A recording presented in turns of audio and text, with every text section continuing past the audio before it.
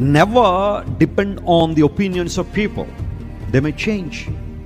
మనుషుల యొక్క ఉద్దేశాలు, వారి ఒపీనియన్స్ మారిపోవచ్చు.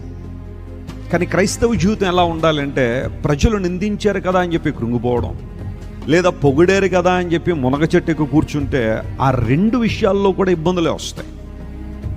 ప్రతి క్రైస్తవునికి ఒక గురి ఉంది, ఒక లక్ష్యం ఉంది. అందును బట్టే పౌలు అంటాడు, మీ విశ్వాసానికి కర్త, దాన్ని కొనసాగించేవారు ఎవరు? యేసుక్రీస్తు. ఆయన వైపు చూడండి.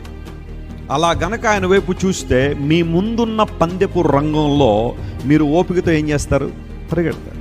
మనుషులను చూసిన ప్రతిసారి ఏదో రకమైన డిప్రెషన్, యాంగ్జైటీ భవిష్యత్ నీలోనికి రావచ్చేమో. కానీ can I ask you one thing today?